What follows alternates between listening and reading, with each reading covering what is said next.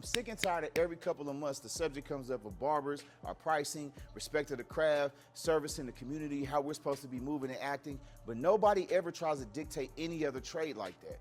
And y'all never ask any other trade to do the stuff that you ask of us. You never ask CDL drivers to drive their truck for free. You never ask plumbers to come fix your stuff for free. You never ask brick masons to build things for free for the community. But you'll look at barbering and say, hey, we should be cutting hair for free or cutting hair for cheap. Nah, man, that ain't it. Let's talk about how we're disrespected, how we're overlooked, and what part of it is our fault, what part of it is just perception. But we got to get to the bottom of this. And this is Barbershop Talk.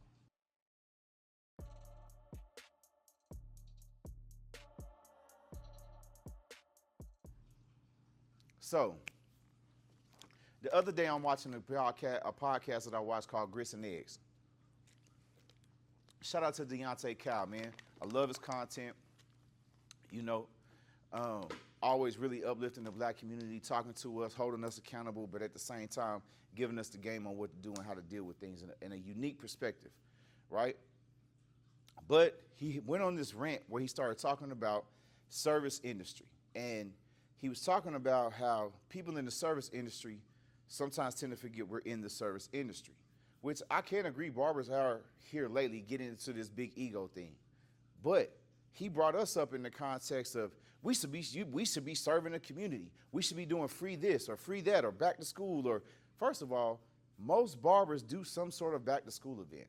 I don't know if Deontay just hasn't been around. I don't know if most guys aren't actually around barbershop culture enough to understand, or maybe they don't frequent the same shop enough to understand, or rock with a barber close enough to understand. Most barbers do some sort of back to school thing. Me personally, I do a get out of school thing to prepare the kids for the summer, but that's just me individually. Most shops overwhelmingly do some type of back to school event. Then there's this assertion that, so that's free, right? We already doing something for free at least once a year. Most barbers are donating their time to make sure that kids have a healthy self-image going back to school for free. That's first of all. You never ask in the beginning of the winter to have a plumber come out and winterize everybody's house or winterize those people's house that are in need of that. That's not a thing, right? I don't hear anybody calling on plumbers to do that. I don't hear anybody calling on HVAC people to come make sure everybody's system has Freon for the summer to the underprivileged or things of that nature. Like, the things that you expect from the barbering trade, you don't expect from any other trade. And I get it. We've been around long enough, and you feel like maybe because we don't wear work boots and a hard hat or dig holes for a living that we don't deserve the respect.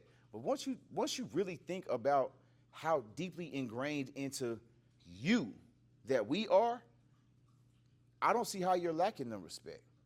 And when I say you, I'm talking to you, the person that's doubting this and watching this video. I'm talking to anybody who wants to undervalue what a barber should make. If a barber charges $50 for a haircut and you complaining, then you should find a cheaper barber because there's still $20, $30, $40 barbers out there.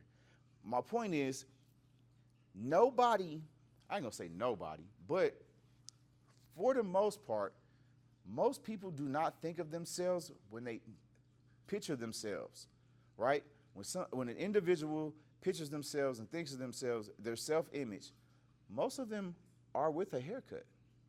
Now, subconsciously, you may not recognize that, but think about that for a second. When you think of yourself, you don't view yourself roughing, wolfing, no shave, no haircut. If you have a healthy self-image, you imagine yourself with a haircut.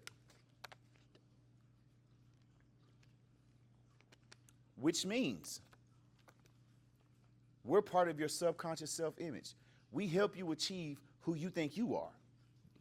That alone has value.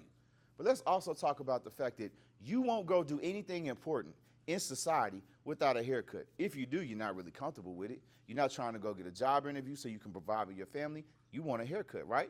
You don't want to go in there unshaven, no haircut, looking crazy.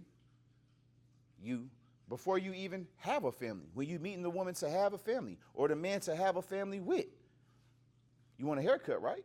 You want to look good, right? When you're taking those family photos once you've built that family and you can afford a good photographer and all these things that go with it and your beautiful home and all these things, you want those pictures to look good, right? who are you going to see? Your barber. When your son becomes of age where he's ready to get his hair cut and you want him to have the certain experience, where do you go? The barbershop. I don't understand this disdain for us. I don't understand this lack of respect for us. Now, there is a part where the barber community has to hold ourselves accountable and become maybe more professional in those people's eyes. But if you are anywhere in the last 10 to 15 years of going to barbershops, you've watched the level of barbering immensely improve. You've watched professionalism take a huge jump.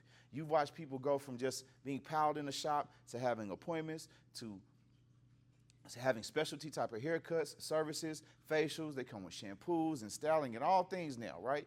Where 10, 15 years ago, you got your hair cut and you got up out of there. That's why it was $10 15 years ago. That's why it was $15, $20 20 years ago. Because we didn't have all the tools and technology and the level of service that we have now. But now, the average man wants to come in, and if he just wants to get a haircut, cool. It might be $50, but that $50 is going to be based on, first of all, that barber's skill set, that barber's demand, that barber's personality, the shop he's in, the environment, the type of service he provides. That barber could easily get $50 in today's economy. And I think he easily deserves $50 in today's economy if he's checking all the boxes of what you would consider high quality. The disrespect to the barbering craft has got to stop. The disrespect to the fact that we are part of how you move throughout society. In certain careers, you have to have a haircut. I happen to cut hair on a military base. It's their job. It's literally in their job description. And in most job descriptions, it requires that you have a certain level of grooming, that you take care of yourself. At some point, you have to come see us. And when you come see us, you definitely want us to feel respected by you. You don't want to sit in a barber's chair that feels like you're disrespecting the craft. Because then what? You think he should be proving himself to you? A good barber is going to provide you top-level service no matter who you are and what you do. But the whole energy of the service is like a home-cooked meal versus a good meal store-bought. If you come in with disrespect, you're probably still going to get a good haircut because a barber cares about his reputation. So you'll get a very good store-bought meal.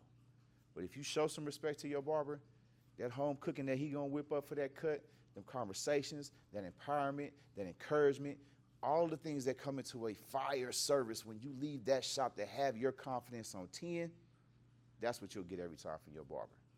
And if that's what you're looking for, put some respect on the craft.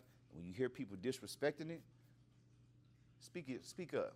It's medicine if you take it.